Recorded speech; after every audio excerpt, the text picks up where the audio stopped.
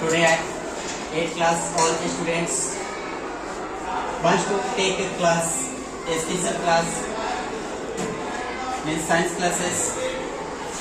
You all have India and you are ready to take a class, means you want to teach a lesson. This lesson's name is conservation of plants and animals. So I will one by one come on the podium and explain what do you know, what is your knowledge about these lessons. Please express the front of your classmate and your class teachers. So first of all, I want to call means Harshit Tiwari, come on the podium and give your knowledge the front of your classmate.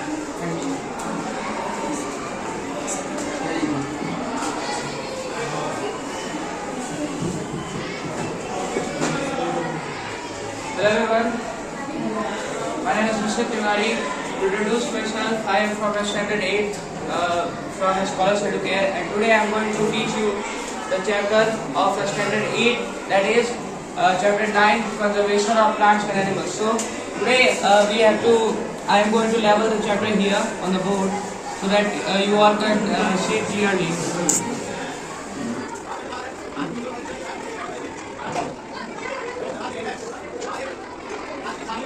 Today we are going to learn many different things in this chapter. First I have to tell you the definition of the chapter. What is the meaning of conservation? तो conservation का मतलब ये होता है कि सुरक्षा प्रदान करना, किसी चीज को संरक्षित करना. किसको संरक्षित करना? प्लांट्स एंड एनिमल्स को. किसको करना? प्लांट्स एंड एनिमल्स को. प्लांट्स एंड एनिमल्स का दूसरा नाम, दूसरे प्लांट्स एंड एनिमल को हम और क्या कर सकते हैं? बिल्कुल, फ्लोरा एंड फौना कर सकते हैं. तो कोई मुझे यहाँ पे कंजर्वेशन का डिफिनीशन बताएगा क्या इंग्लिश में?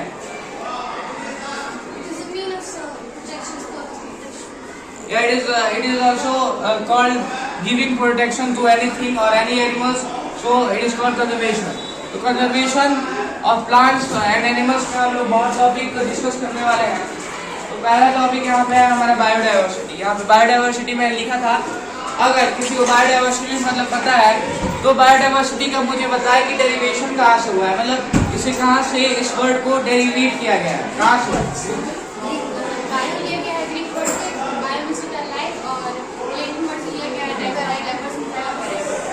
बिल्कुल, बायो लिया गया है ग्रीक वर्ड से जिसका मतलब होता है लाइफ, और ड्राइविडास मतलब होता है डाइवर्सिटी. तो डाइवर्सिटी का मतलब होता है वैरायटी.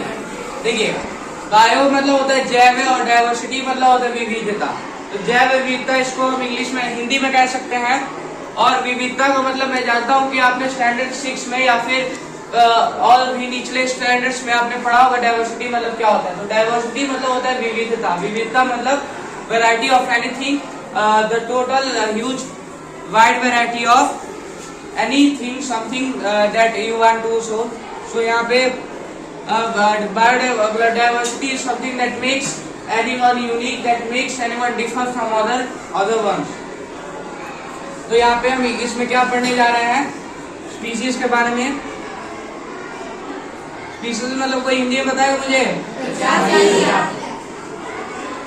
देखिए, प्रजातियां यहाँ पे स्पीशीज का मतलब होता है. देखिए, प्रजातियां मतलब क्या होता है? प्रजातियां मतलब वो एक एनिमल का पॉपुलेशन जो किसके कैपेबल हो, इंटरब्रीडिंग करने के कैपेबल हो, मतलब रिप्रोडक्शन करके अपना जो अमाउंट हो, जो अपना पॉपुलेशन है उसको बढ़ाने के कैपेबल हो, उसे हम कहते हैं स्पीशीज. अब एक स्पीशीज दूसरे स्पीशीज से रिप्रोडक्शन कर सकते हैं क्या? नहीं कर सकते. एक स्पीशीज दूसरे स्पीशीज को से रिप्रोडक्शन नहीं कर सकते. उसके लिए उन्हें सेम स्पीशीज की जरूरत होती है, अपने स्पीशीज की जरूरत होती है रिप्रोडक्शन करने के लिए. तो रिप्रोडक्शन मतलब आपको पता है कि the animals do reproduction to multiply in numbers. तो स्पीशीज का बहुत ही ज्यादा टाइप हो जाएंगे, जैसे कि यहाँ पे आपको स्पीशीज देखने मिलेगा, यहाँ पे आपको स्पीशीज देखने मिलेगा, यहाँ पे देखने मिलेगा, और यहाँ पे क्या स्पीशीज आपको मिल जाएगा. इंडेंजर्ड स्पीसीज मतलब दो स्पीसीज विच आर इंडेंजर्ड। देखिए यहाँ पे आपको नाम नहीं, यहाँ पे आप अगर सर्च लगाएंगे थोड़ा तो नाम नहीं इसका मतलब हिडन है। इंडेंजर्ड मतलब डेजर्ट जोन में है, यानी कि उसका जो पॉपुलेशन है वो लगातार घटते जा रहा है। किस एक्टिविटीज से? ह्यूमन एक्टिविटीज या नेचुरल एक्टिविटीज, दोनों एक्टिविटीज हो सकता है। देखिए जैसे कि आपको पता है कि बिलियंस ऑफ ईयर्स एगो अर्थ पे क्या करते थे, डायनासोर्स डोमिनेंस करते थे, मतलब डायनासोर का राज था। तो क्या हुआ कि उस समय तो ह्यूमंस थे नहीं, ह्यूमन का जो स्पीसीज था वो था नहीं, तो आप कैसे कर सकते हैं उनका कैसे डिस्ट्रक्शन हुआ? कोई बताएगा मुझे कैसे उन लोगों का डिस्ट्रक्शन हुआ डायनासोर्स का? नेचुरल डिजास्टर से। कैसे हुआ ये पूछ रहा हूँ मैं, तो कोई पर्टिकुलर मुझे बताए कि किस वजह से हुआ? जो एस्ट्रॉइड था जो बिलियंस है वो जब अर्थ से जाके टकरा उसके कारण जो उसका डिस्ट्रॉय हो गई उनकी सारी प्रजातियां। बिल्कुल, एक एस्ट्रॉइड था जो कि स्पेस से आया था और वो अर्थ से टकराया। इससे क्या हुआ कि अर्थ पे क्या हुआ, एक बहुत बड़ा एक्सप्लोजन हुआ, बहुत बड़ा ब्लास्ट हुआ, जिससे क्या हो गए पूरे जो टेरेस्ट्रियल एनिमल्स थे जो जमीन पे रहते थे या फिर जो पानी में ही रहते थे वो कुछ हद तक यानी कि बहुत हद तक वो खत्म हो गए थे। कुछ स्पीसीज थे जो कि जमीन के अंदर सरवाइव कर लिए, जिनके हम लोग अभी आगे जनरेशंस है उन्हीं का धीरे धीरे इवोल्यूशन होते गया, इन्वॉल्व होते गए और वो आज हम लोग हैं। तो यहाँ पे आप देख सकते हैं इंडेंजर्ड स्पीसीज स्पीसीज का मतलब क्या होता है? The animals in verge of extinction, मतलब वो एनिमल्स जो विलुप्त होने के कगार पे है, जो विलुप्त होने के एज पे है, उसे हम क्या कहेंगे? इंडेंजर्ड स्पीसीज कहेंगे। तो इंडेंजर्ड स्पीसीज बहुत ज्यादा जो एक पर्टिकुलर एरिया में पाए जाते हैं, बहुत कम पाए जाते हैं। फॉर एग्जाम्पल यहाँ पे इंडिया में आपको देखने को मिलेगा टाइगर, जो कि इंडेंजर्ड स्पीसीज है। सुंदरबन में आपको देखने को मिलेगा ये, और यहाँ पे लायन भी यहाँ पे इंडेंजर्ड स्पीसीज है। ब्लैक डियर भी यहाँ पे इंडेंजर्ड स्पीसीज हो जाएगा। यहाँ पे बहुत ज्यादा इनका एग्जाम्पल हो जाएगा, लेकिन मैं आपको 3 एग्जाम्पल्स मैं दे रहा हूँ जिससे आपको क्या हो जाए, क्लैरिफाई हो जाए आपको इस टॉपिक के बारे में। दूसरा है वल्नरेबल स्पीसीज वो स्पीसीज होते हैं जिनका प्रेजेंट अमाउंट में पॉपुलेशन तो ठीक ठाक है, लेकिन उनका पॉपुलेशन का डिप्लीनेशन बहुत तेज से हो रहा है, डिक्रीजमेंट उनका बहुत तेज से हो रहा है, और वो नियर फ्यूचर में उनका जो पॉपुलेशन है वो वैनिश हो जाएगा, जिसके कारण उन पे भी बहुत खतरा है। तो यहाँ पे ये सेम ही इसका मतलब हुआ, लेकिन इसका क्या है कि इसका पॉपुलेशन अभी काफी मात्रा में है, लेकिन वल्नरेबल स्पीसीज मतलब क्या हो गया कि इनका जो हैबिटेट है वो डिस्ट्रॉय हो रहा है, या फिर कोई नेचुरल कॉजिंग से, नेचुरल क्लैमिटी से इनका जो रहन सहन का तरीका है उसमें डिस्टर्बेंस हो रहा है, जिसकी वजह से इनका जो डिप्लीशन है वो बहुत ही ज्यादा अमाउंट में हो रहा है, डिक्रीजमेंट इनका पॉपुलेशन में बहुत ज्यादा अमाउंट में हुआ है। तो वल्नरेबल स्पीसीज का एग्जांपल भी टाइगर, लायन और ब्लैक डियर हो जाएगा। इसका बार बार डिस्कशन करने का जरूरत नहीं है। चलते हैं अगले अपने टॉपिक पे, जो है हमारे एंडेमिक स्पीसीज। एंडेमिक स्पीसीज मतलब कोई बताएगा? देखिए मैं आपको हिंट देता हूँ कि पैंडेमिक और पैंडेमिक आपने डिजीज सुना होगा। जैसे एंडेमिक डिजीज आपको एक ही जगह पे पाया जाता है, पैंडेमिक डिजीज पूरे अर्थ पे पूरे ग्लोबली पाया जाता है, वैसे ही एंडेमिक स्पीसीज होते हैं। तो कोई मुझे इस हिंट से कोई मुझे सेटिस्फाई कर सकता है? कोई आंसर देके बोलिए। ऐसे स्पीसीज जो किसी पर्टिकुलर एरिया में जिसकी मतलब जो पाई जाए, जैसे कि जेंट पांडा हो गया वो सिर्फ चाइना में पाया जाता है, नीलगाय हो गई जो सिर्फ इंडिया में पाई जाती है, व्हाइट टाइगर भी जो सिर्फ इंडिया में, तो इसे हम एंडेमिक स्पीसीज कहते हैं। बिल्कुल सही। यहाँ पे एंडेमिक स्पीसीज वो होते हैं, जैसे कि मैंने आपको कहा कि कुछ बीमारियां होती हैं जो कि केवल एक पर्टिकुलर एक्सक्लूसिव रीजन में पाई जाती हैं, जो कि एक ही रीजन में पाई जाती है, उसे हम कहते हैं एंडेमिक स्पीसीज, जो स्पीसीज पर्टिकुलर एक एरिया में पाई जाती है।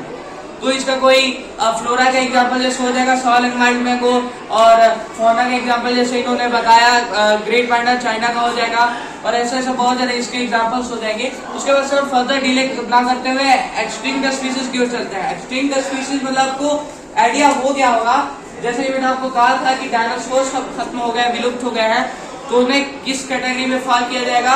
एक्सटिंक्ट स्पीसीज के कैटेगरी में इसे काउंट किया जाएगा। देखिए extinct species are those species which are not found on earth on a present era.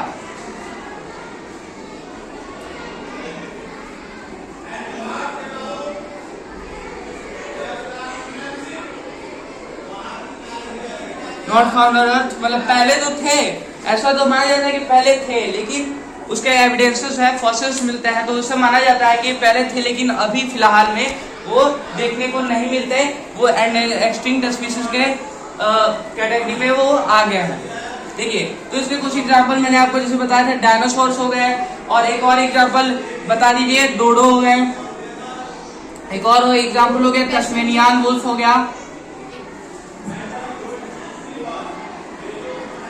और एक और एग्जांपल क्या हो जाएगा, पैसेंजर पिजन। तो इसके भी बहुत एग्जांपल्स हैं और बहुत ही टाइप्स हैं, लेकिन हम कुछ टाइप ही डिस्कस करेंगे, कुछ एग्जांपल ही डिस्कस करेंगे। तो मैंने आपको कंफर्म क्लियर करा दिया होगा, मुझे पता है कि endangered species, vulnerable species, endemic species और एक्सटिंक्ट स्पीशीज में आपको कोई कंफ्यूजन अब नहीं बचा होगा। और यहाँ पे मैं बताना चाहता हूँ कि यहाँ पे एक और स्पीशीज होता है जिसका नाम होता है थ्रीडेंट स्पीशीज। यहाँ पे देख सकते हैं थ्रीडेंट स्पीशीज,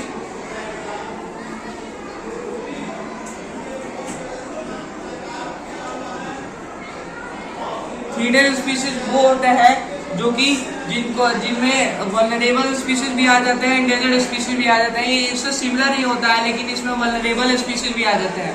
अब एंडेंजर्ड और वल्नरेबल में क्या डिफरेंस है, कोई मुझे बताएगा? मैंने आपको बताया था एंडेंजर्ड और वल्नरेबल स्पीशीज में क्या डिफरेंस होता है, तो कोई मुझे रिकॉल करके बता सकता है तो बता दे। ठीक है, वल्नरेबल एंडेंजर्ड स्पीशीज मतलब वो था जो कि प्रेजेंट अमाउंट में तो उनका वल्नरेबल स्पीशीज मतलब ये होता है कि प्रेजेंट अमाउंट में उनका पॉपुलेशन जो है वो ठीक ठाक है, अच्छा है, ज्यादा है, लेकिन उनका जो अमाउंट है, जो पॉपुलेशन तेजी से डिक्रीज होते जा रहा है, तो उसे हम वल्नरेबल स्पीशीज में काउंट करेंगे। लेकिन एंडेंजर्ड स्पीशीज में क्या होता है कि प्रेजेंट एरा में भी, प्रेजेंट टाइम में भी उनका जो पॉपुलेशन है वो कम है और ऑलरेडी उनका पॉपुलेशन डिक्रीज होते जा रहा है।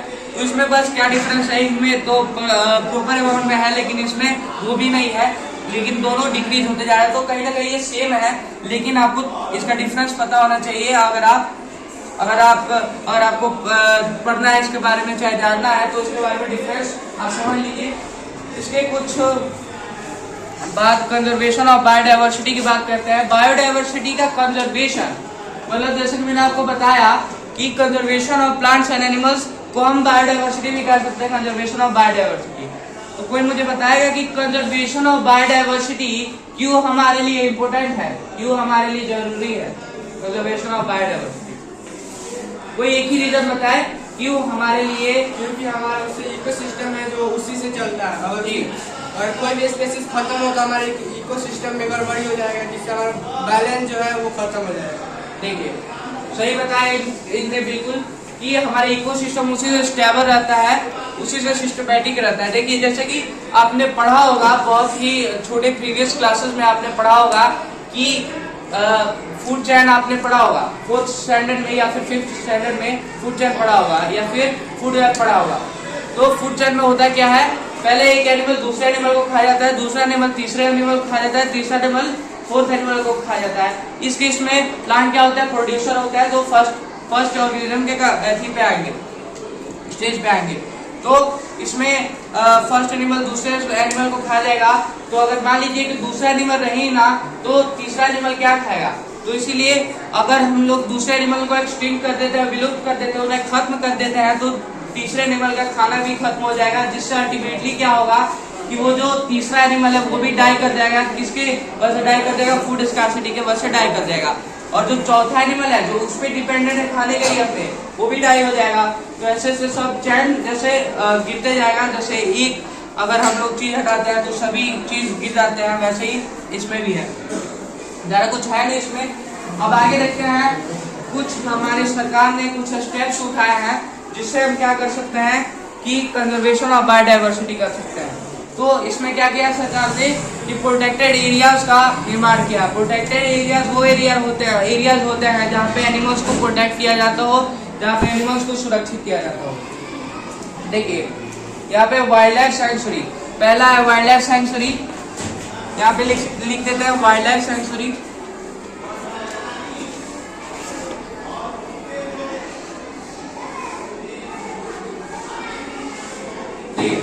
वाइल्ड लाइफ सेंचुरी में होता क्या है कि जो एनिमल्स हैं, जो वाइल्ड लाइफ है वहाँ का एक एरिया का वाइल्ड लाइफ है वो प्रोटेक्ट किया जाता है और प्रोटेक्ट करके उसको हैबिटेट प्रोवाइड किया जाता है, जिसका हैबिटेट डिस्ट्रॉय होता जाता है या फिर उसे प्रोटेक्शन दिया जाता है सरकार के द्वारा। इसमें ज़्यादा कुछ है नहीं, ये बस इसमें क्या होता है कि बाउंड्री इसमें होता है, इसमें बाउंड्री लिमिटेड एरिया में इसमें होता है और वाइल्ड लाइफ सेंचुरी में क्या होता है कि बस वाइल्ड एनिमल्स को ही प्रोटेक्शन दिया जाता है। इसका कुल अमाउंट इंडिया में कितना है कोई मुझे बताएगा? 565 जी, 565 इसका प्रेजेंट अमाउंट है जो कि इंडिया में इतना पाया जाता है वाइल्ड लाइफ सेंचुरी। और दूसरा हो गया यहाँ पे नेशनल पार्क।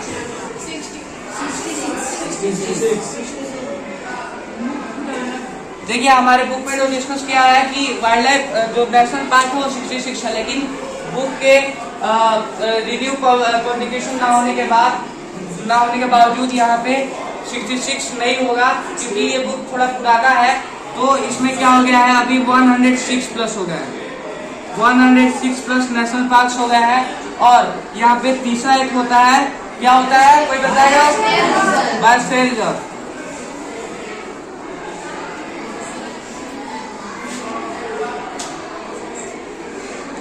बायोस्फीयर रिजर्व कितना होता है कोई बताएगा? 18 होता है, 14 नहीं होता है, 18 होता है, 4 और आ गए। यहाँ पे कुछ हम लोग देख लेते हैं वाइल्ड लाइफ सेंचुरी का एग्जांपल। तो मानस हो गया, जो मानस कहाँ पे? बरपेटा असम में है। और इसमें क्या क्या कंजर्व किया जाता है? एलिफेंट, टाइगर, गौर, चीता, ये सब कंजर्व किया जाता है। पेरियार हो गया जो कि केरला में है, इसमें क्या किया जाता है? चीता, एलिफेंट और लंगूर को यहाँ पे कैप्चर किया जाता है, यहाँ पे उनका प्रोटेक्शन दिया जाता है। और सरिस्का हो गया जो कि अलवार है, राजस्थान में है। तो इसमें क्या किया जाता है? इसमें भी कुछ एनिमल्स को प्रोटेक्शन दिया जाता है। और नेशनल पार्क्स के बारे में अगर हम कुछ जान लेते हैं तो नेशनल पार्क्स में लिमिटेड बाउंड्री नहीं होता, वो उनके हैबिटेट में ही प्रोटेक्ट किया जाता है। देखिए नेशनल पार्क्स की संख्या क्या है? 106 है। तो ये क्या होता है कि ये बीच में मिडल रेंज एरिया होता है, मिड रेंज एरिया होता है। इन दोनों से ना इससे छोटा होता है, ना वाइल्ड लाइफ सेंचुरी से छोटा होता है, ना बायोस्फीयर से बड़ा होता है। तो यहाँ पे ये मिड रेंज एरिया होता है। यहाँ पे देख लेते हैं private rights are non existent, मतलब यहाँ पे जो प्राइवेट राइट है जो कि आदमी है, आप देख सकते हो वाइल्ड लाइफ सेंचुरी में तो कोई आदमी घूम भी सकता है, फिर भी सकता है, कोई आदमी कोई प्राइवेट प्रॉपर्टी हो भी सकता है। लेकिन जो नेशनल पार्क है वहाँ पे कोई भी जाना अलाउड नहीं है क्योंकि हैवी रेस्ट्रिक्शन है उन एनिमल्स को लेके, और अगर उन्हें कुछ हुआ तो उसके लिए मानव जाति जिम्मेदार ठहराई जाएगी। Hunting, grazing, poaching extremely prohibited. और यहाँ पे बायोस्फीयर रिजर्व में क्या होता है कि बायोस्फीयर में एनिमल्स को रिजर्व किया जाता है। जैसे कि यहाँ पे फॉर एग्जांपल यहाँ पे ग्रेट निकोबार हो गया, कहाँ पे? अंडमान एंड निकोबार में, जैसे कि नाम यहाँ पे दिख रहा है आपको ग्रेट निकोबार।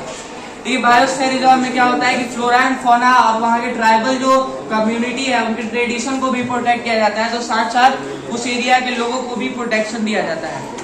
यहाँ पे आप देख सकते हैं तो बहुत सारे इसके एग्जाम्पल हो जाएंगे। थार डेजर्ट जो कि राजस्थान में है, सुंदरबन जो कि वेस्ट बंगाल में है, नीलगिरी केरला, कर्नाटक एंड तमिलनाडु में है, और इसके बहुत सारे एग्जाम्पल हो जाएंगे।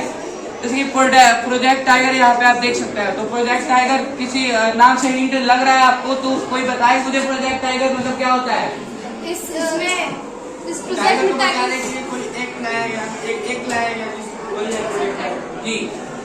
क्या होता है कि लगातार 1972 के पहले लगातार टाइगर्स का डिप्लीशन हो रहा था इंडिया में, तो इसीलिए जो हमारी गवर्नमेंट है इस पे सीरियस होती है, इस पे सीरियस एक्ट लेती है।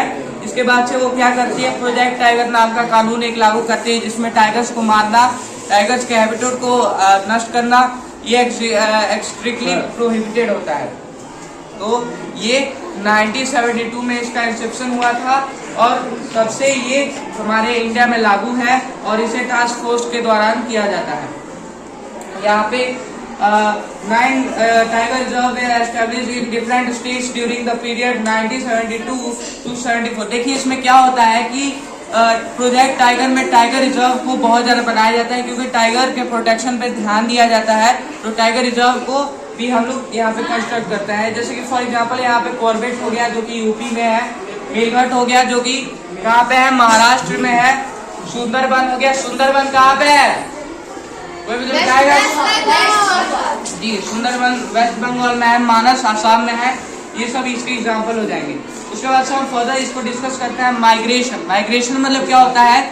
आपने सुना होगा ये टर्म सभी के मुंह से कि माइग्रेशन मतलब क्या होता है। माइग्रेशन मतलब एक जगह से दूसरी जगह पे जाना। किसकी तलाश में? फूड की तलाश में जा सकते हैं आप शेल्टर की तलाश में जा सकते हैं, आप किसी भी चीज़ की तलाश में जा सकते हैं, या फिर आपका जो हैबिटेट है वो डिस्ट्रॉय हो गया है, या फिर जो क्लाइमेटिक कंडीशन है आपके लिए हार्श हो रहा है, तो आप एक जगह से दूसरी जगह तक जा सकते हैं। और प्लांट्स कैसे रास्ता रिमेम्बर करते हैं? तो वो स्पेलिंग से, अपने ऑल फैक्ट्री क्यू से इसे रिमेम्बर करके जाते हैं। यहाँ पे अब आपको इकोसिस्टम मतलब पता होना चाहिए। इकोसिस्टम मतलब क्या होता है? इकोसिस्टम एक community of interacting and independent organism. Organism में क्या हो सकता है? तो प्लांट स्पीसीज हो सकते हैं, एनिमल स्पीसीज हो सकते हैं, माइक्रो ऑर्गेनिज्म हो सकते हैं, और एट द फिजिकल एनवायरनमेंट मतलब उन्हीं के एनवायरनमेंट में उसे कम्युनिटी होता है, उसी को हम इकोसिस्टम कहते हैं। देखिए, अब यहाँ पे हमारा लास्ट टॉपिक आता है फॉरेस्टेशन। यहाँ पे एफॉरेस्टेशन मतलब कोई मुझे बताएगा एफॉरेस्टेशन मतलब क्या होता है? कोई एक आदमी बताए। ट्रीज को प्लांट करना, ट्रीज को मतलब लंबी मात्रा में प्लांट करना जिससे कि एक फॉरेस्ट का निर्माण। हाँ जी, बिल्कुल सही।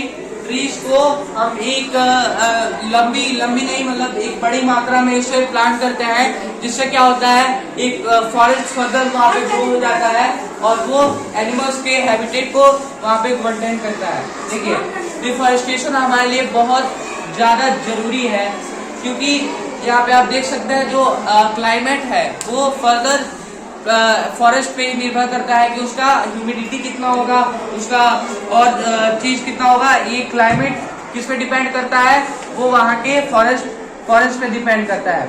और यहाँ पे देख सकते हैं डिफॉरेस्टेशन मतलब होता है कि वहाँ पे प्लांट ग्रो करना, वहाँ पे ट्रीज ग्रो करना, जहाँ पे हमने भारी मात्रा में पेड़ काटे हो वहाँ पे ट्रीज ग्रो करना।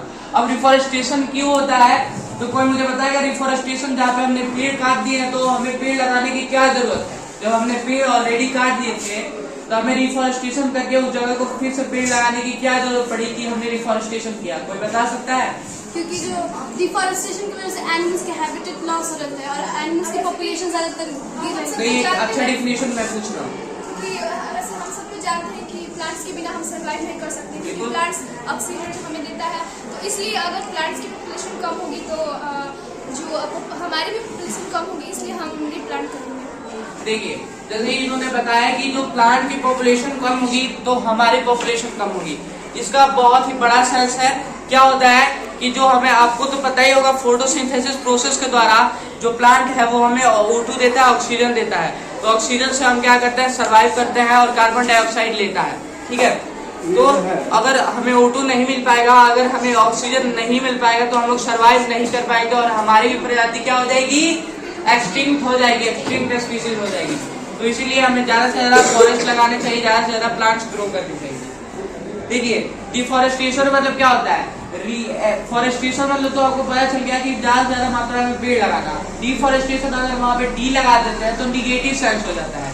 किसी भी चीज में, किसी भी वर्ड में हम डी लगा देते हैं या फिर इन लगा देते हैं तो हमारा निगेटिव सेंस हो जाता है। तो यहाँ पे कोई सेंस के आधार पे कोई मुझे बताएगा कि डिफॉरेस्टेशन मतलब क्या होता है? मैं जिससे पूछूंगा वही बताएगा। संजीव बताइए तो आप। डिफॉरेस्टेशन ये होता है कि मतलब भारी मात्रा में जो जंगल और पेड़ पौधों को काट दिया जाए तो उसे डिफॉरेस्टेशन समाप्त कर। बिल्कुल सही। देखिए, एफॉरेस्टेशन मतलब क्या पढ़ा था आप लोगों ने? एफॉरेस्टेशन मतलब पढ़ा था ज्यादा से ज्यादा मात्रा में ट्रीज को ग्रो करना, ज्यादा से ज्यादा मात्रा में प्लांट्स को ग्रो करना है। एट द सेम टाइम इसका डिफिनीशन बिल्कुल उल्टा है। डिफॉरेस्टेशन मतलब ये होता है कि ज्यादा से ज्यादा मात्रा में पेड़ों को काट देना। ठीक है, तो यहाँ पे हमारा जो चैप्टर होता है वो खत्म होता है। और देखते हैं कि अगर आपको ये समझ में आता है, अगर नहीं समझ में आया तो भी कोई बात नहीं, आप मुझे कोई क्वेश्चन पूछ सकते हैं। So if anybody is left with doubt then he can ask me, then he and she can ask me. किसी के पास डाउट है? किसी के पास डाउट है? देखिए, इकोसिस्टम मतलब मैंने आपको एक्सप्लेन किया था। अगर आपने ध्यान से उसे नहीं सुना तो कोई बात नहीं, मैं एक बार और एक्सप्लेन कर देता हूँ। तो इकोसिस्टम एक ऐसा कम्युनिटी होता है जहाँ पे living and non living component interdependent होता है, आपस में संबंध रखते हैं। क्यों रखते हैं? क्योंकि आपस में उनका जरूरी पड़ता है, आपस में वो डिपेंड होता है। जैसे कि हम लोग को एयर नहीं मिलेगा, वाटर नहीं मिलेगा, लैंड नहीं मिलेगा तो हम लोग जीवित नहीं रह पाएंगे। वैसे ही हम लोग को ट्रीज नहीं मिलेगा, प्लांट्स नहीं मिलेंगे तो हम लोग अपने फूड को भी डिराइव नहीं कर पाएंगे और हमें ऑक्सीजन भी नहीं मिल पाएगी, तो इससे हमारी क्या हो जाएगी, डेथ हो जाएगी। तो यहाँ पे मैं आशा करता हूँ कि आप सभी को ये चैप्टर समझ में आ गया होगा। अगर समझ में आ गया है तो thank you very much.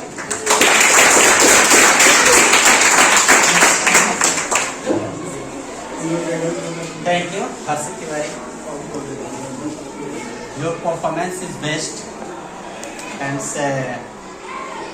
I think your classmates also feel very well about your teaching style. So again, thank you for your teachings. Next, Tamu will come on the podium and express your knowledge in front of your classmates.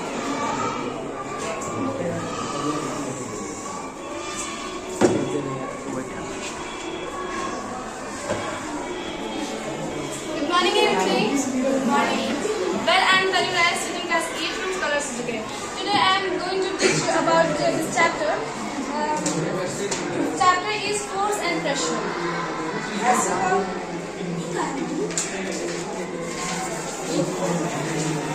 Okay, this chapter is force and pressure.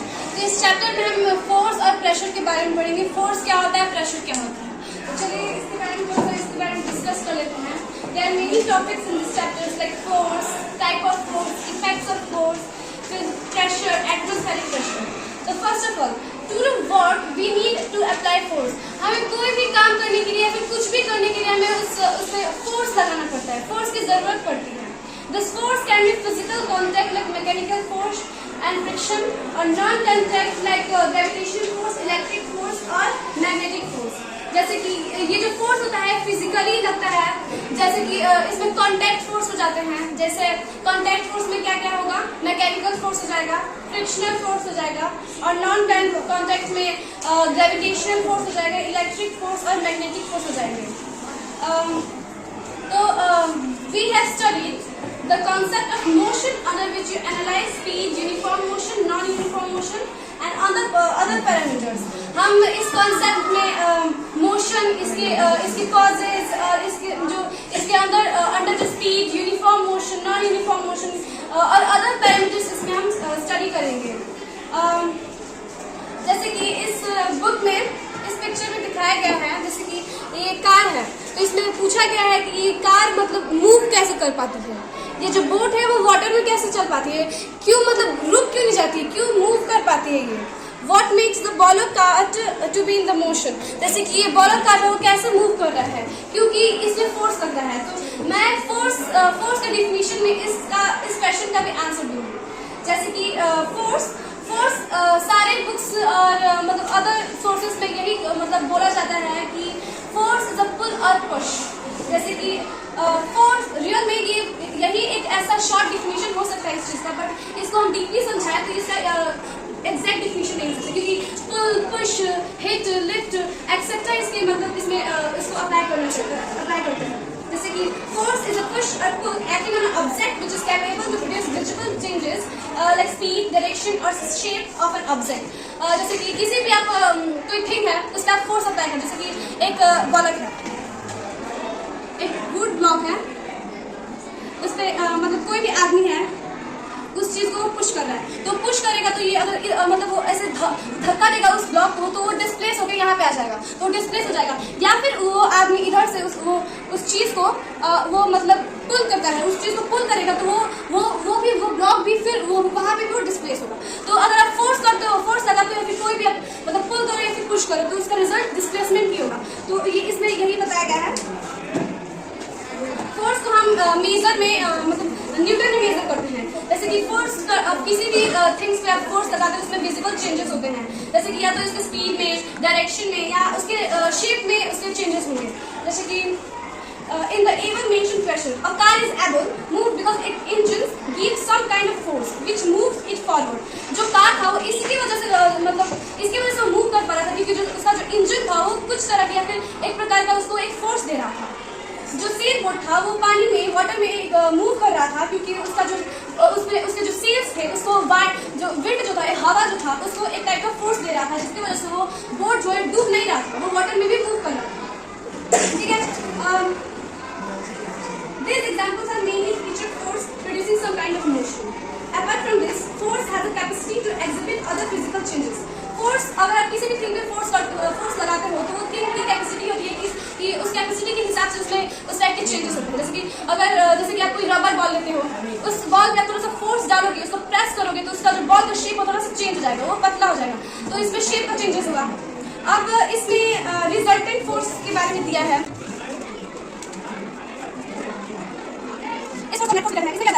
जैसे resultant force वो, जैसे कि कोई भी आप force लगाते हो उसका जो रिजल्ट जो फोर्स, जैसे कि फोर्स को न्यूटन में मेजर करते हैं, तो उसी टाइप से जैसे कि इसमें आप फोर्स लगाए तो अगर ये बंदा 50 न्यूटन का फोर्स लगा रहा है तो उसका रिजल्टेंट फोर्स हो गया 50 न्यूटन। जैसे कि इस बुक में एक एग्जाम्पल दिया है, रियल सिचुएशन में, जैसे कि इन रियल सिचुएशन कोई भी एक बॉडी से ज्यादा फोर्स आप किसी भी थिंग पे लगाते हो तो क्या होता है, देखते हैं, क्या चलते हैं, क्या होता है। Piyush is pushing a heavy box having wheels, जैसे कि पीयूष है वो एक बॉक्स को पुश कर रहा है, पीयूष है, तो ये अपना कितना फोर्स लगा रहा है, ये अपना 50 न्यूटन फोर्स लगा रहा है इसमें, तो फिर लग रहा है तो वो फास्टली मूव नहीं हो रहा है, तो फिर ये रियलाइज करता है कि ये तो मूव नहीं हो पा रहा है क्योंकि मेरा जितना फोर्स है इसको मूव करने में अनेबल है, तो अपने फ्रेंड को कॉल करता है और बुलाता है।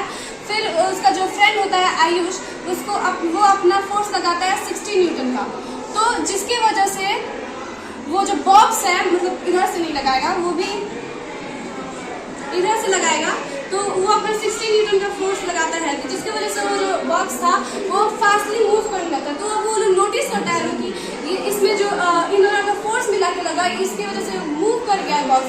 तो कोई मुझे बता सकता है कि इस बॉक्स पे जो फोर्स लगा उसका टोटल, इसका रिजल्टेंट फोर्स क्या निकला? बिल्कुल सही, इसका क्योंकि इसको क्या करेंगे, इसको हम ऐड कर देंगे, तो इसका कितना निकलेगा, 110 न्यूटन निकलेगा, जिसकी वजह से अब यही होता है, जैसे आप जितना फोर्स लगाते हो उसको आप ऐड करो या फिर जैसे भी करना हो वैसे करते हो, तो जितना निकलता है, जितना फोर्स निकले उसको हम रिजल्टेंट फोर्स कहते हैं, तो इसमें यही बताया गया है। इसको हम ज्यादा डिटेल्स में डिस्कस नहीं करेंगे क्योंकि यहाँ इसको हम कहें कि अगर आयुष होता, वो इधर से नहीं इस डायरेक्शन से अगर फोर्स लगाता तो ये जो अगर ये अपना 50 न्यूटन लगा रहा है, 50 न्यूटन का फोर्स लगा रहा है, पीयूष जो है 50 न्यूटन लगा रहा है, आयुष अपना 50 न्यूटन फोर्स लगा रहा है, तो ये बॉक्स होगा क्या, मतलब बॉक्स तो हिल भी नहीं पाएगा, टच से मस बिल्कुल भी नहीं, क्योंकि इसका जो रिजल्टेंट फोर्स हो जाएगा वो 0 हो जाएगा, तो जिसकी वजह से ये जो बॉक्स है मूव बिल्कुल भी नहीं कर पाएगा। तो इस रिजल्टेंट फोर्स में यही सारी चीजें मेंशन की गई है, और जैसे कि इसमें दिया है इफेक्ट्स ऑफ फोर्स, इसके बाद हम पढ़ेंगे इफेक्ट्स ऑफ फोर्स। हम इस सेशन में ज्यादा फोर्स के बारे में डिस्कस नहीं करेंगे, मतलब ओनली इफेक्ट्स ऑफ फोर्स के बारे में अभी हम पढ़ेंगे। जैसे कि इफेक्ट्स ऑफ फोर्स है, इसमें क्या क्या है, a force can change the state of motion of an object, जैसे कि जो फोर्स होता है किसी भी ऑब्जेक्ट का जो जिस भी स्टेट में है, अगर वो मोशन में है तो उसको रेस्ट में कर सकता है, रेस्ट में तो मोशन कर सकता है।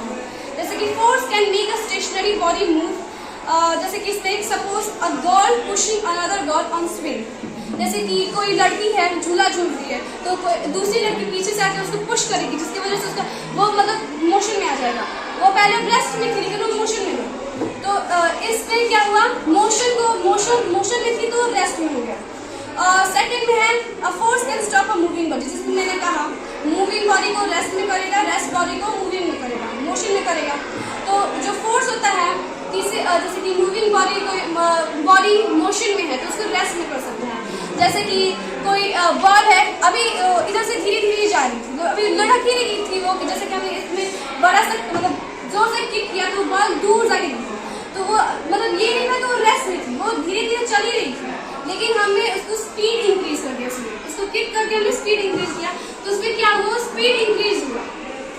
तो उसमें स्पीड का इंक्रीज करने वाला उसमें बताया गया है इफेक्ट। थर्ड है, it can change the speed of moving body if a force act on object. जैसे मैंने बताया, किसी मूविंग बॉडी का स्पीड चेंज कर सकता है। एग्जाम्पल, जैसे कि if you help a car puller to move car, it will be move fast as if you apply force from the opposite direction, it can slow down the speed of car। मान लो कोई बैलगाड़ी है, बैलगाड़ी है जिसको आप वो मतलब किसके फोर्स से वो चल रही है, वो ऑक्सीजन के फोर्स से चल रही है, तो उसको क्या कर रहे हैं, वो पुल कर रहे हैं ऑक्सीजन, तो जिसकी वजह से वो कार चल रहा है। तो उसमें जो क्या होता है, कभी कभी जो ऑक्सीजन हमेशा धीरे धीरे चलती है, उतना तो उसमें स्पीड नहीं होता है, लेकिन कोई अगर आदमी आके पीछे से उसको मूव करता है तो वो धीरे धीरे चले, लेकिन धीरे धीरे उसके स्पीड में इंक्रीज होने लगता है। तो अब हमारा जो लास्ट इफेक्ट है फोर्स का, ये कहता है कि a force can change the direction of motion of a body. Force जो होता है किसी भी बॉडी, अगर वो रेस्ट में है या फिर वो मोशन में है, तो उसका डायरेक्शन चेंज कर सकता है। जैसे कि इस पिक्चर में दिखाया गया है कि एक बॉलर उधर से बॉल थ्रो करता है, तो वो जो बैट्समैन है उस बॉल को हिट करता है, जिसके वजह से वो तो फेंका तो सीधे डायरेक्शन में था, लेकिन वो गया कहीं और, तो उसका क्या हुआ, डायरेक्शन चेंज हो गया। जैसे कि उसमें क्या हुआ, उसमें डायरेक्शन चेंज हुआ। अब हमारा जो फिफ्थ जो है, a force can change the shape of an object as in the case of stressed or compressed spring। जैसे कि इसमें शेप चेंज हो गई। हमारे पांचवें इफेक्ट में ये बताया गया है कि फोर्स क्या कर सकता है, वो मतलब किसी भी मूविंग बॉडी या फिर कोई भी बॉडी को वो मतलब जो ऑब्जेक्ट हो उसको मतलब उसका शेप जो चेंज कर सकता है, या फिर उसको कंप्रेस करो, स्ट्रेच करो या कंप्रेस करो, उसका जो शेप है वो चेंज होना है। जैसे कि मान लो एक रबर बॉल है, अगर उसका प्रेस करोगे तो उसका जो बॉल है वो एकदम मतलब पूरा उसका जो कंप्रेस करने से वो पिचक जाएगा, तो उसका शेप चेंज हो जाएगा। स्प्रिंग है, स्प्रिंग को आप उसको कंप्रेस करोगे तो वो पतला सा हो जाएगा ऐसा गोल, और जो उसको मतलब स्ट्रेच करोगे तो लंबा हो जाएगा। तो इसमें फोर्स के इफेक्ट में इसमें शेप के चेंज बताए गए हैं। मुझे लगता है कि आई होप कि एवरीबडी अंडरस्टैंड अबाउट फोर्स। जिसको समझ में ना आए वो मुझसे क्वेश्चन कर सकते हैं। Thank you. आपने बताया कि जब फोर्स हम लगाते हैं तो कोई बॉडी डिस्प्लेस होता है तभी फोर्स लगाते हैं, और डिस्प्लेस जरूरी नहीं है कि कोई बॉडी डिस्प्लेस करेगी तभी वो फोर्स में सभी चीज आती है, जो मतलब जैसे कि मैंने बताया कि फोर्स क्या होता है, फोर्स अ पुल और पुश। जैसे कि इसमें एक शॉर्ट डेफिनेशन में दिया है, force is a push, pull, hitting, lifting, stretching, compressing, etc. are called force. Okay. Thank you. That's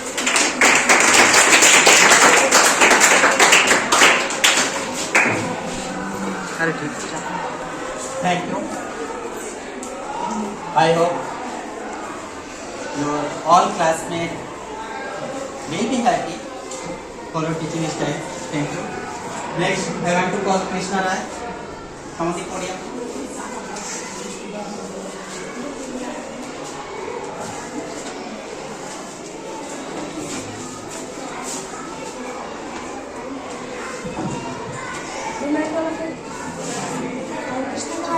Class 8 in Scholars Here.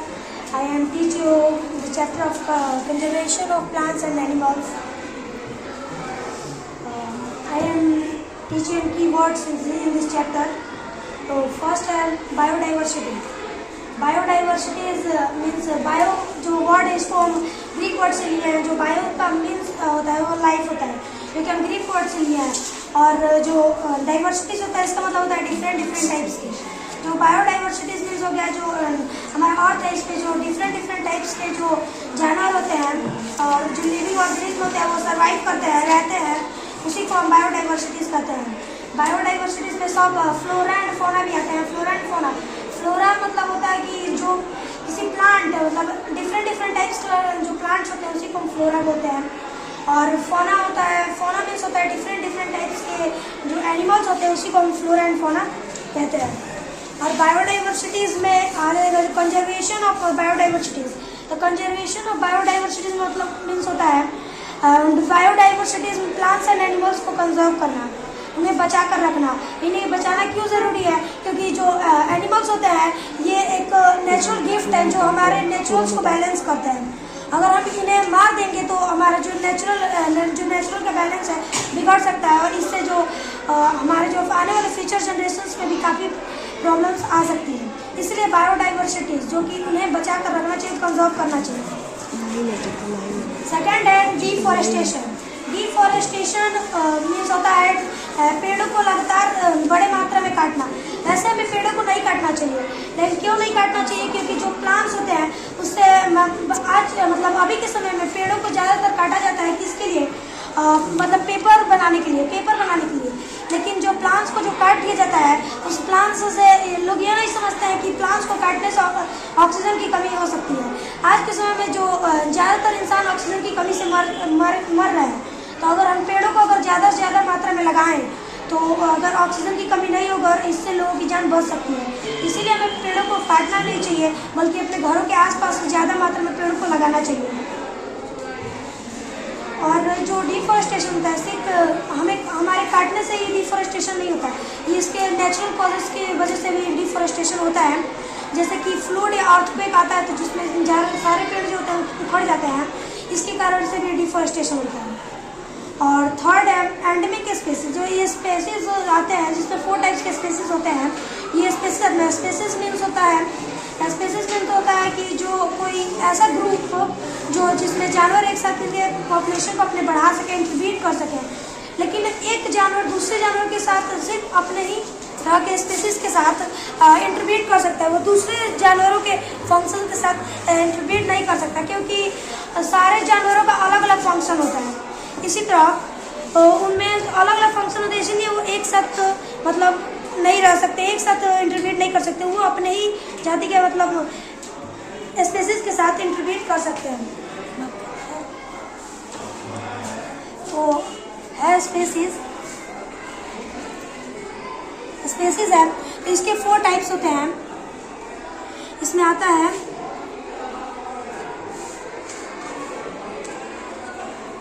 Endangered species आता है, और थ्रेटन्ड स्पीसीज आता है, और इसका एक और होता है एंडेमिक स्पीसीज और एक्सेंट स्पीसीज। इसमें इंडेंजर्ड स्पीसीज ऐसे स्पीसीज होते हैं जो कि अभी इसकी मतलब मात्रा जो है अभी हमारे अर्थ में इसकी मात्रा ही बहुत कम है।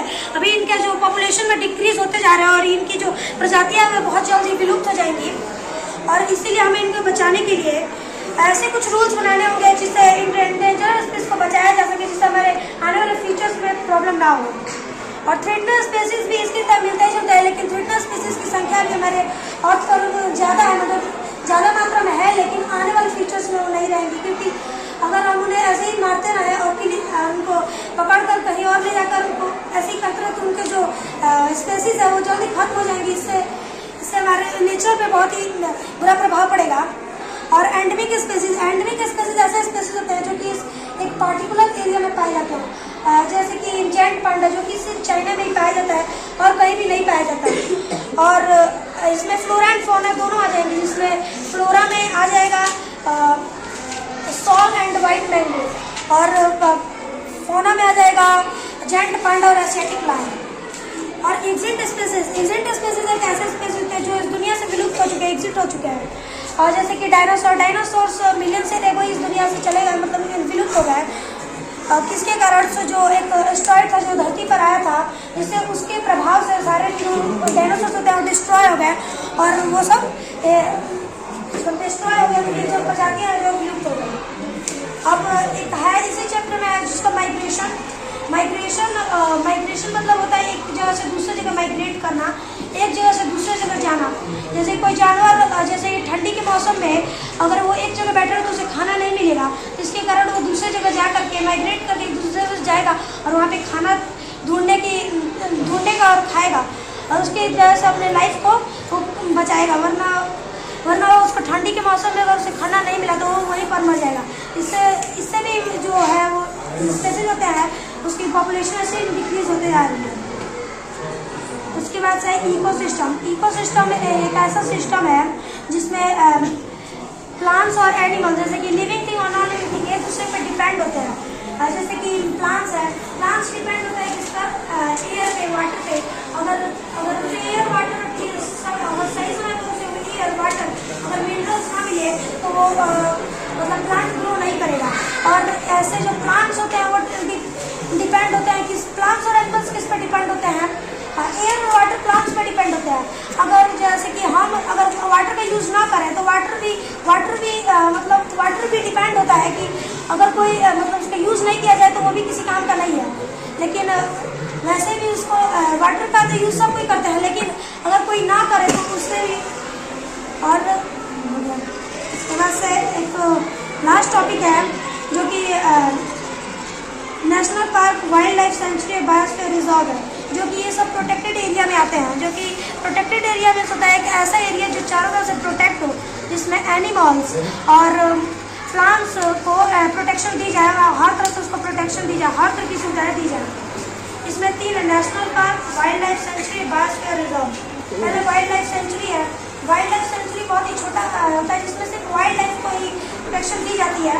वाइल्ड लाइफ सेंचुरी में सिर्फ वाइल्ड लाइफ को प्रोटेक्शन दी जाती है और इसकी संख्या 565 है हमारे इंडिया में, क्योंकि ये बहुत ही छोटा होता है इसलिए इसकी संख्या भी ज़्यादा है। इसके बाद है नेशनल पार्क। नेशनल पार्क होता है जो ये ना इससे बड़ा, जो वाइल्ड लाइफ सेंचुरी होती है इससे बड़ा होता है और बायोस्फीयर रिजर्व से छोटा होता है। और नेशनल पार्क जो होता है, नेशनल पार्क की संख्या अभी तो 66 है, क्योंकि ये थोड़ा छोटा में होता है इसीलिए इसको 66 स्थान में इंडिया में है। लेकिन इसमें प्लांट्स और एनिमल्स को भी प्रोटेक्शन दिया जाता है, दोनों को। और इसके साथ साथ उसमें एनवायरनमेंट को भी कंजर्व किया जाता है और नेचुरल रिसोर्सेज का भी ध्यान रखा जाता है, जिससे कि हमारे नेचुरल रिसोर्सेज बने रहे और एनवायरनमेंट को कोई उनकी भी देखभाल की जाती है वहाँ पर। और biosphere reserve, biosphere reserve in दोनों से बड़ा होता है, क्योंकि ये एक दो स्टेट को ही मिलाकर बना, जैसे कि यहाँ पर है इसके एग्जांपल में नीलगिरी बायोस्फीयर रिजर्व है, जो कि केरला, कर्नाटक और तमिलनाडु तीनों स्टेट को मिला करके बना हुआ है। ये 3 स्टेट को मिलाकर बनाया इसलिए इतना बड़ा होता है। यहाँ पर प्लांट्स, एनिमल्स, यहाँ पे सब चीज़ की ध्यान रखा जाता है। यहाँ पर उनके खाने पीने का, उनके लाइफ स्टाइल, उनको किस कंडीशन में कौन सा मतलब क्या चाहिए, उनके हर चीज़ का यहाँ पे ध्यान रखा जाता है, इसलिए बड़ा होता है। इसकी संख्या हमारे इंडिया में अभी 18 है। 14 बुक में दिया हुआ है, लेकिन इसकी संख्या 18 है। उसके बाद से है रिफॉरेस्टेशन। रिफॉरेस्टेशन मीन्स होता है लेके प्लांट्स को जहाँ पे काटा गया हुआ है तो दूसरा प्लांट्स लगा करके और उसको प्लांट्स को लगा करके वहाँ पे एक नए जंगल का या फिर फॉरेस्ट का निर्माण किया जाए, उसी को हम रिफॉरेस्टेशन कहते हैं।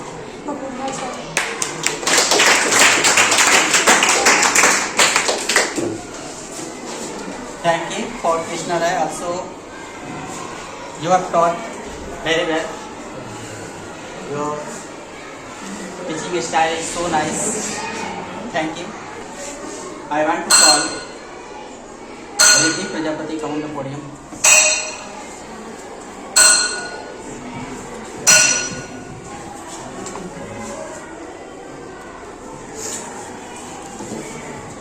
Good morning, my all classmates and my teachers. My name is Riddhi Prajapati from class 8. Now I will be taught you science chapter 9. This chapter name is conservation of plants and animals. हमें पता है कि आप लोग को पता हो कि कंजर्वेशन मतलब क्या होता है। कंजर्वेशन मतलब किसी भी चीज़ को हम लोग जब उसे प्रोटेक्ट करते हैं उसे कंजर्वेशन कहते हैं। इसमें बहुत सारे टॉपिक्स हैं। पहला टॉपिक है बायोडाइवर्सिटी। बायोडाइवर्सिटी एक ग्रीक वर्ड है जिसमें बायो का मतलब है लाइफ और डाइवर्स जो है वो लैटिन वर्ड है जिसका मतलब है वैरायटी। इसे हम लोग सिंपल में कह सकते हैं लाइफ ऑफ वैरायटीज। जिस प्लेस पे ज़्यादातर प्लांट्स एनिमल्स पाए जाते हैं उससे मेगा डाइवर्सिटी सेंटर कहते हैं। इसमें इस बायोडाइवर्सिटी में बहुत सारे प्लांट्स एनिमल्स, सिंपली हम लोग कह सकते हैं फ्लोरा फोना। हमें कोई बता दे कि फ्लोरा और फोना मतलब क्या होता है।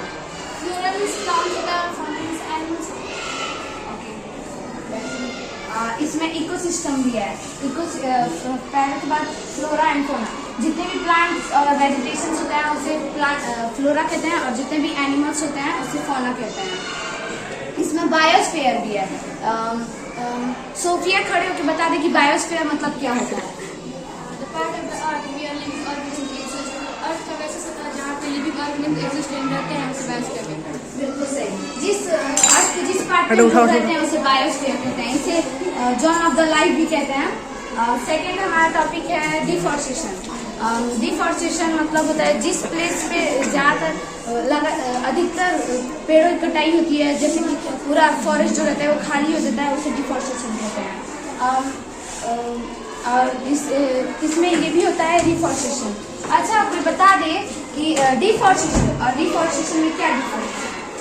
डिफॉरेस्टेशन होता है पेड़ को काटना, और डिफॉरेस्टेशन होता है प्लांटिंग करना, मतलब अधिक संख्या में पेड़ लगाना जिससे कि हो नेक्स्ट टॉपिक है स्पेसीज। स्पेसीज मतलब होता है प्रजाति। इसमें जितने भी प्रजाति होते हैं वो एक में इंटरबीट करते हैं। इसके बहुत सारे टाइप्स हैं, जैसे में पहला हो गया एंडेमिक स्पेसीज। एंडेमिक स्पेसीज जो एक पार्टिकुलर एरिया में ही पाए जाते हैं, जैसे में जैंट पांडा, ये चाइना में पाया जाता है। एशियाटिक लायन, ये गिर फॉरेस्ट जो गुजरात में लोकेटेड है। सेकंड है इंडेंजर्ड स्पेसीज। इसके नाम ही में आपको पता चल रहा है कि जो स्पेसीज डेंजर्ड में, जो विलुप्त होने वाले हैं, उसे ही इंडेंजर्ड स्पेसीज कहते हैं। जैसे में हो जाएगा एशियाटिक लायन और टाइगर, ब्लू व्हेल, और प्लांट्स में हो जाएंगे अश्वगंधा। सो इसमें तीसरा है एक्सटिंक्ट स्पेसीज, जो बहुत साल पहले विलुप्त हो गए हैं, उसे ही ऐसे स्पेसीज जो बहुत पहले विलुप्त हो गए हैं उसे ही एक्सटिंक्ट स्पेसीज कहते हैं। जैसे में डायनासोर जो बहुत पहले ही हमारे अर्थ से गायब हो चुके थे, और दो भी हैं उसमें से। और इसमें है एक और है थ्रेटन स्पेसीज, जो ये भी एकदम इंडेंजर्ड स्पेसीज जैसे होता है, लेकिन जो थ्रेटन स्पेसीज होता है वो अभी इस जो प्रेजेंट टाइम में है वो एकदम उनका जो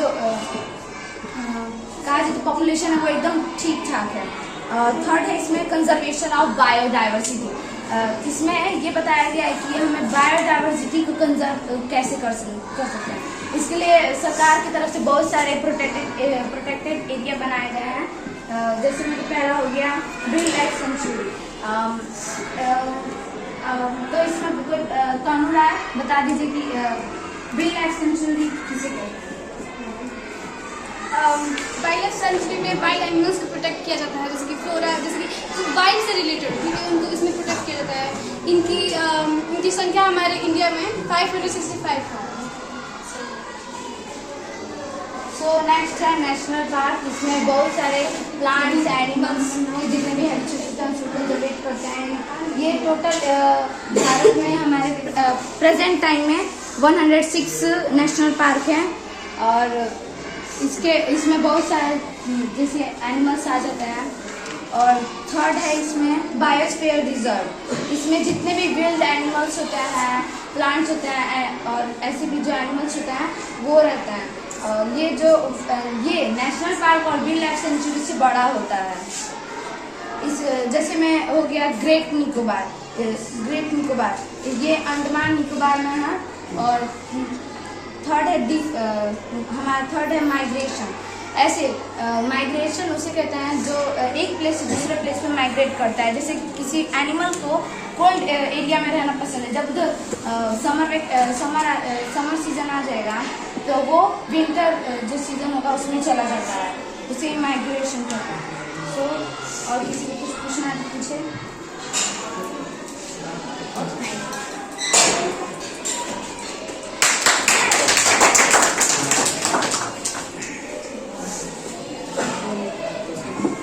Okay, thank you. Well done. Next, Dinesh from the podium.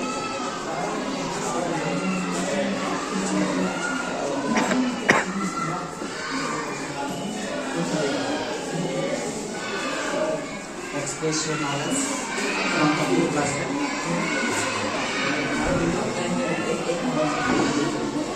Good morning, President. Dear and Dinesh. student of Standard 8 Scholarship here. I am here to teach you all the topic. So my topic is keyword. Deforestation.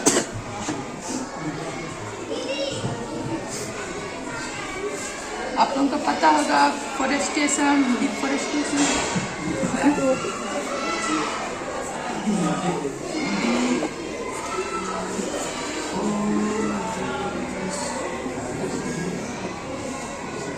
Deforestation, इसमें deforestation और एक और होता है S forest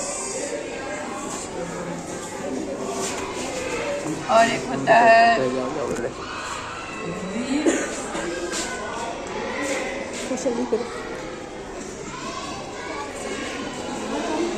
इसमें तीन होता है। अब तीनों में आप लोग का डिफरेंस तो है। देखिए डिफोरेस्टेशन मतलब जब हम बहुत मात्रा में लगातार मात्रा में ज़्यादा मात्रा में हम पेड़ों को काटते हैं उसे डिफोरेस्टेशन कहते हैं। और एफोरेस्टेशन बहुत सारे मतलब जैसे आप लोगों को पता होगा बहुत सारे मात्रा में हम जंगल जब लगाते हैं उसको एफोरेस्टेशन। अब ये नहीं कह सकते कि यहाँ पे हम मतलब 2-4 पेड़ लगा रहे हैं उसे एफोरेस्टेशन नहीं कह सकते। इसको हम कह सकते हैं कि हम लोग पेड़ लगा रहे हैं, लेकिन इसको ये नहीं कह सकते हम कि एफोरेस्टेशन, क्योंकि ये फॉरेस्ट नहीं लगा रहे हैं, हम फॉरेस्ट थोड़ी लगा रहे हैं, हम पेड़ लगा रहे हैं। इसलिए एफोरेस्टेशन मतलब बहुत लगातार ज़्यादा मात्रा में हम लगा रहे हैं। और रिफोरेस्टेशन जब हम पेड़ों को काट के और दोबारा से हम जब पेड़ लगाते हैं उसे एफोरेस्टेशन कहते हैं, सॉरी रिफोरेस्टेशन करते हैं। अब है आपका फ्लोरा फाना। फ्लोरा फाना अब एक जीवते फ्लोरा फाना ये हम लोग कह सकते हैं कि इंडिया में फ्लोरा फाना है, नहीं कह सकते क्योंकि इंडिया में फ्लोरा फाना नहीं थोड़ी है। इंडिया में हम ये कह सकते हैं कि पेड़ और पौधे हैं, ठीक है, प्लांट एनिमल है। अब देखिए बोल देंगे कि मतलब इंडिया है मान लीजिए, तो और इसमें पंजाब है, पंजाब में भी नहीं कह सकते कि पंजाब में फ्लोरा फाना होते हैं, ये प्लांट एंड एनिमल बोल सकते हैं। पंजाब में मान लीजिए कौन है, लुधियाना है, तो लुधियाना में आप बोल सकते हैं कि हाँ लुधियाना में डिफरेंट टाइप के फ्लोरा है और डिफरेंट टाइप के फाना है, ठीक है। फ्लोरा फाना प्लांट एंड एनिमल को कहते हैं। ये भी कंप्लीट है। अब है स्पेसीज। स्पेसीज यानी क्या होता है? स्पेसीज यानी प्रजातियां। स्पेसीज यानी प्रजातियां। प्रजातियां मतलब आप लोगों को पता होगा प्रजातियां यानी ब्रीड। एक बहुत सारे प्रजातियां मतलब ब्रीड हो गए, जैसे गाय के भी बहुत सारे ब्रीड होते हैं और हिरन के भी बहुत सारे ब्रीड होते हैं। जितने जानवर हैं उनके अलग अलग ब्रीड भी हैं। अब स्पेसीज माइग्रेशन। माइग्रेशन मतलब आप लोगों को पता है माइग्रेशन मतलब कोई जानवर यहाँ से दूसरे इस क्लाइमेट से हट के दूसरे जगह जाए, उसको क्लाइमेट की जरूरत है इसलिए उसको माइग्रेशन करते हैं। माइग्रेशन आप लोगों को पता होगा, कोई स्पैरो भी देखते हैं, कभी गर्मी के सीजन में दिखती है तो ठंडी में नहीं दिखती है। क्यों? क्योंकि गर्मी में वो ये मतलब गर्मी में वो हिट जगह पे रहती है और ठंडी बहुत चली जाती है दूसरे जगह पे, क्योंकि उसको कोल्ड रीजन ठीक नहीं लगता है, इसलिए वो हिट रीजन पर रहती है। हिट उसको चाहिए, वहाँ पे भोजन के लिए चल जाती है। और है आपका अब आ गया wild life sanctuary, biosphere reserve और नेशनल पार्क। नेशनल पार्क हमारे कितने हैं? नेशनल पार्क 106 है हमारे इसमें। और wild life sanctuary, biosphere reserve. Biosphere reserve तो बायोस्फीयर रिजर्व 18 बायोस्फीयर रिजर्व अपने देश में है, ठीक है। और wild life sanctuary, wild life sanctuary 500 above है।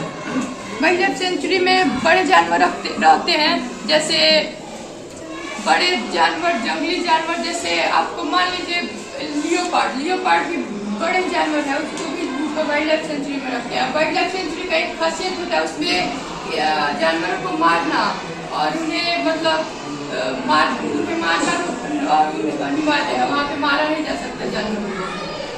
उसके बाद से वाइल्ड लाइफ सेंचुरी में उसका कोई फिक्स बाउंड्री नहीं होता, उसको मतलब जानवर को जितने दूरी में रहना है उतना में रह सकता है। इसका वो नहीं कि उसका बाउंड्री उतना ही दूर में रहना है, क्योंकि वैसे तो वो जानवर है, बड़ा है, उसको रहने के लिए जगह चाहिए और वो ज़्यादा दूर नहीं घूमेगा तो मर जाएगा और वो जानवर की जरूरत है।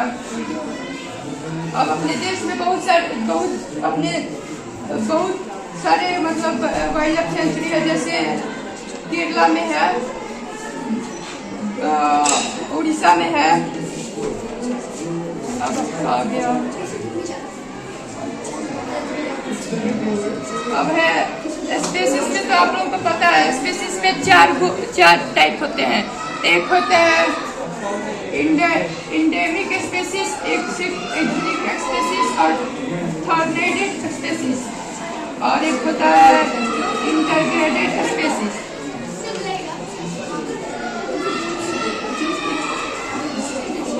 स्पेसिस में हो गया आपका, स्पेसिस में लिखा है species that no longer is anywhere on earth is called species. Example में आके मतलब जो ऐसे जानवर जो बहुत सारे पहले के मर गए हैं, मतलब वो अभी तक नहीं है, ठीक है।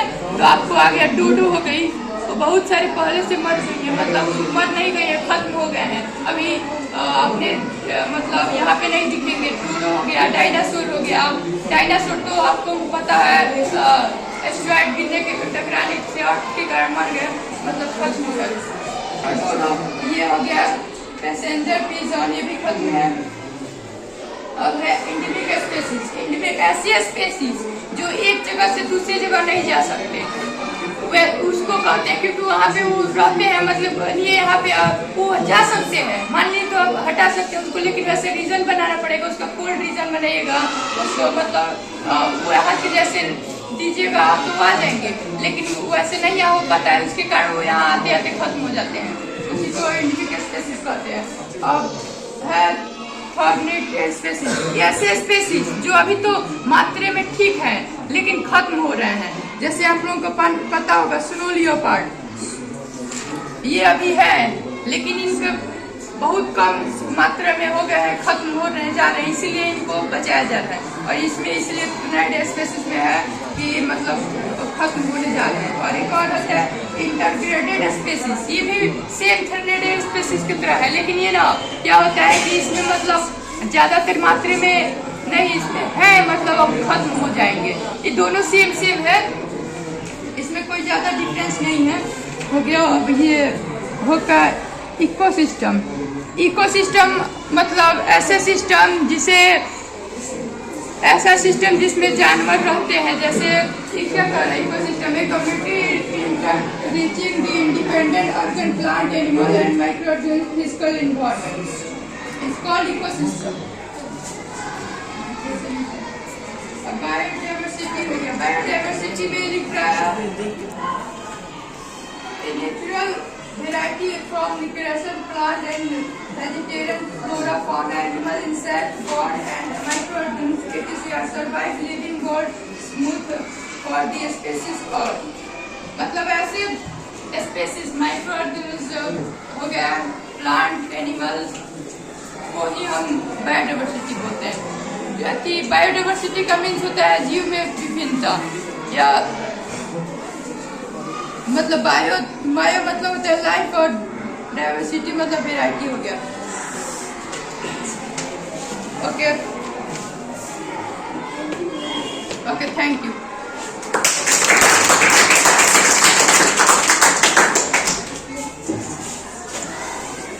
Good performance. Thank you.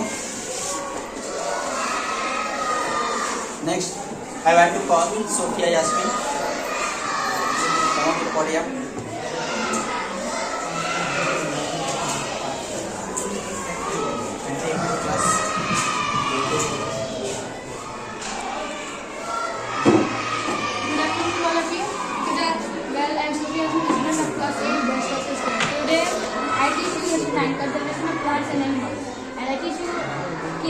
First, biodiversity. The term of biodiversity is derived from Greek word. Bio means life and living word. Diversity means variety. मतलब एक जहाँ पे हर तरह के एनिमल्स रहते हैं और उसे बायोडाइवर्सिटी कहते हैं। फिर deforestation. Deforestation means the cutting of tree in large scale and clearing the forest is called deforestation. मतलब भारी संख्या में पेड़ को काटना, उसे डिफोरेस्टेशन कहते हैं। और डिफोरेस्टेशन की वजह से बहुत सारी कॉजेज होती है, जैसे डिस्टर्बेंस ऑफ वाटर साइकिल और नेचुरल डिजीज हो सकते हैं। और उसके बाद एंडेमिक स्पेसीज मीन्स होता है प्रजातियाँ।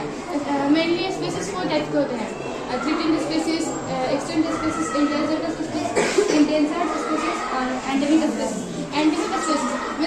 एंडेमिक स्पेसीज उस तरह के स्पेसीज होते हैं जो एक पार्टिकुलर रीजन में पाए जाते हैं, जैसे कि जेड पांडा, वो चाइना में पाया जाता है क्योंकि जो सर्वाइवल रीजन है वो चाइना में वो सर्वाइव कर सकते हैं सक्सेसफुली।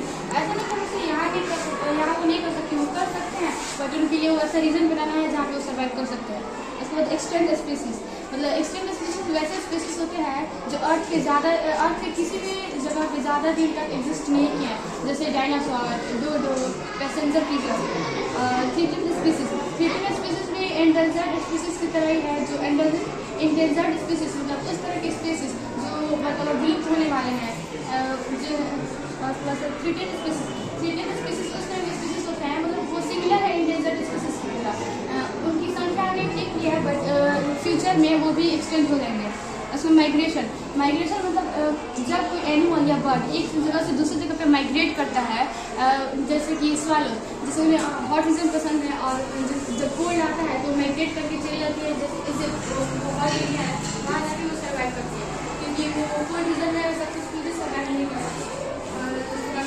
वैस्ट अर्थ का वैसा सतह जहाँ पे लिविंग ऑर्गेनिज्म एग्जिस्ट करते हैं उसे बोलते हैं वैस्ट। और flora different types of plants and vegetation including flora, जैसे अश्वगंधा, शतगंधा, जितने भी प्लांट्स और वेजिटेशन होते हैं वो सब फ्लोरा में इंक्लूड होता है। और फौना में जितने भी एनिमल्स होते हैं, इंसेक्ट, माइक्रो ऑर्गेनिज्म, सारे फौना में इंक्लूड होता है।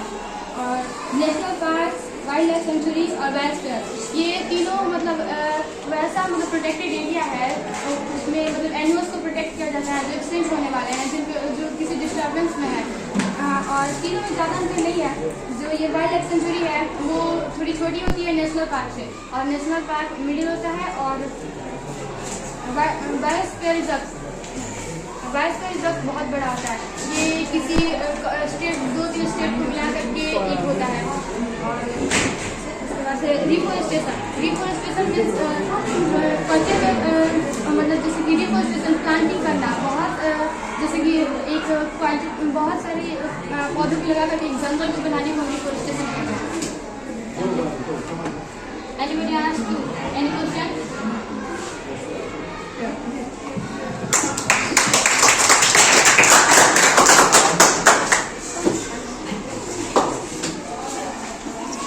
Thank you, Sophia Yasmin. Next, Priyansu, come on the podium.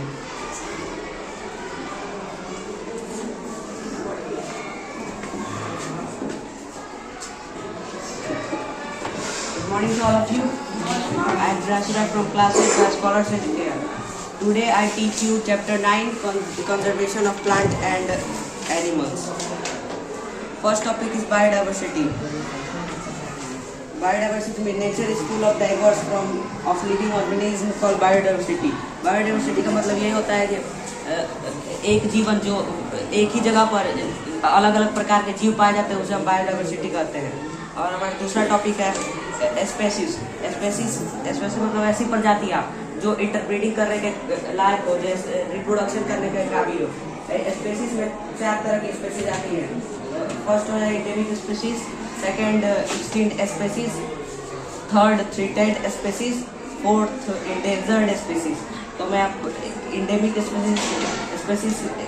Species means the species restricted to a particular area. ऐसे स्पेसीज जो एक ही जगह पर पाए जाते हैं, उसके अलावा कहीं नहीं पाए जाते हैं, मतलब वो एक ही जगह पाए जाते हैं, उसके अलावा कहीं नहीं पाए जाते हैं। जैसे जाइंट पांडा हो गया जो वो चाइना में पाया जाता है, उसके अलावा कहीं नहीं पाया जाता है। और एशियाटिक लायन जो गुजरात के गिर फॉरेस्ट में पाया जाता है, उसके अलावा इंडिया में किसी स्टेट में नहीं पाया जाता है।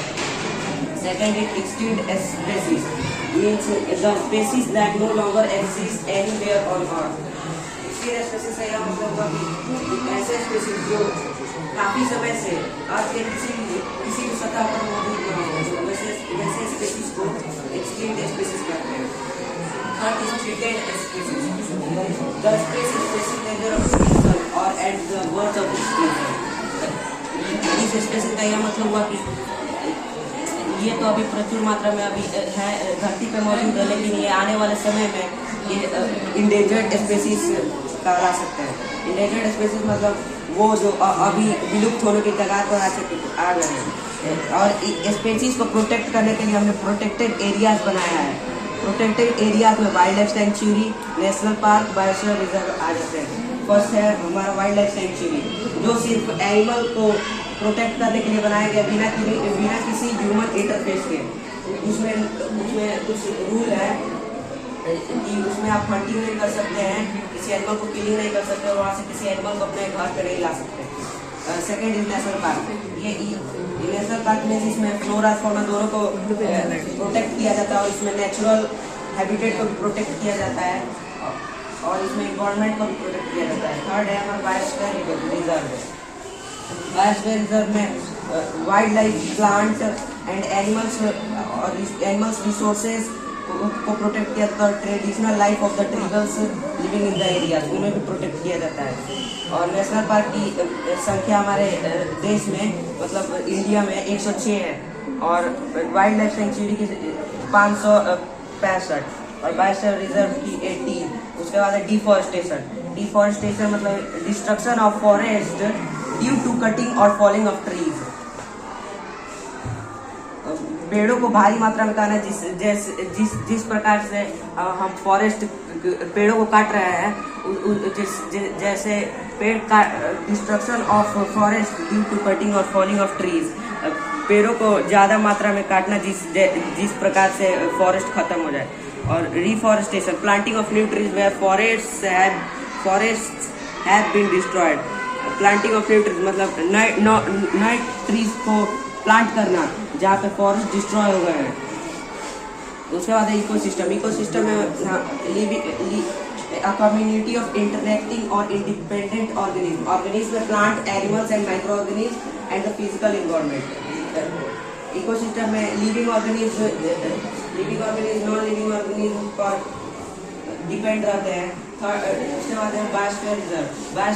बायोस्फीयर में part of the earth where living organism exist, earth का ऐसा पार्ट जहाँ जीवन है उसी को हम बायोस्फीयर कहते हैं। Thank you.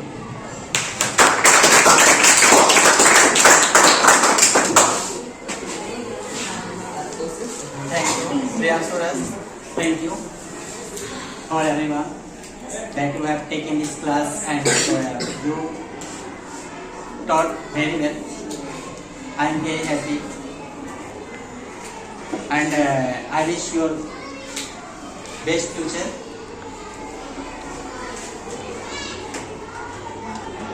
Last I want to call your principal sir. Tell something about your future. Okay?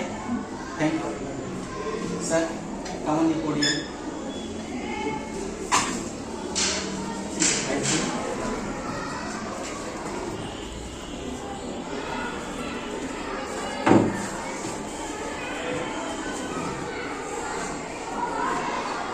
Looking you, I am very happy because I have seen those students who has tried more and more to complete the presentation on the podium in front of you. I also seen very closely Sanjeev Kumar. He was a weak student of this class. You know everyone, but nowadays he is performing well on presentation in class. Also in same category Sudhanshu will come, and also some student encourage himself and doing better here. So also I thank to Rajesh sir and also those teachers who help you for this type of presentation. Overall, I will say that if you continue this type of class, I hope you will do better, you will do best, and our wish with you always to complete your future, bright future. Thank you all.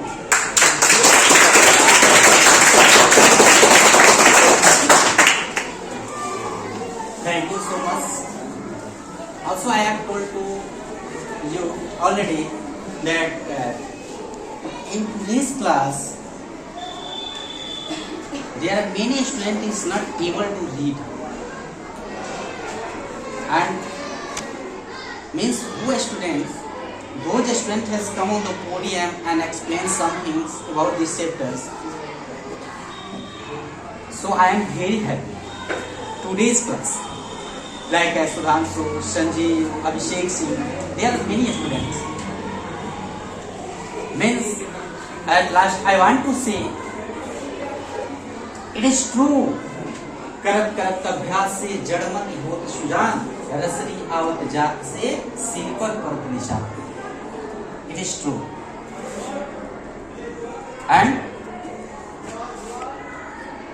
last, I want to call your lovely teachers, Ms. Sanjeev sir, come on the podium and take about these sessions, means conservation of plants and animals. There are many topics and you have taught. What's your opinion about these chapters? Your class teachers will come on the podium and explain about these lessons. So, please come.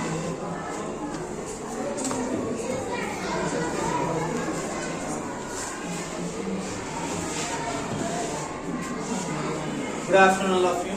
Good afternoon, sir. You have taught very well, undoubted.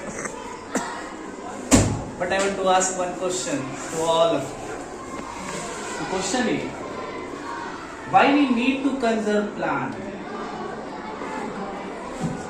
Because the chapter is conservation of plants and animals. Everyone has answered that we need to conserve plant because if we don't have plant, how will we get food?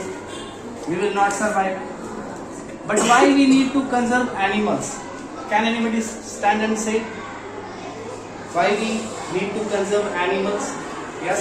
क्योंकि वो plant हमारी animal जो है वो हमारी ecosystem के balance में रखता है. अगर जो इस पृथ्वी पे है, जो भी एनिमल है, प्लांट है, वो हमारे इकोसिस्टम का भाग है. वो उसका कोई एक कार्य तो जरूरी है जिसके लिए वो धरती पे है.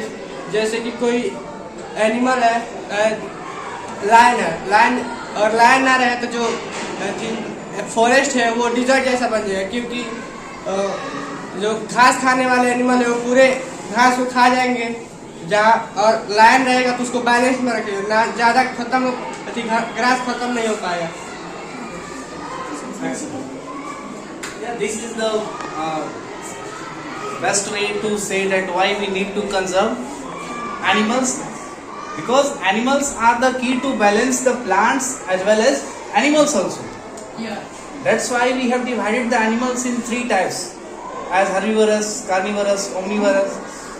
Because one child of class 5th one time asked me that, sir, why we need to conserve lion and tigers? What is their use?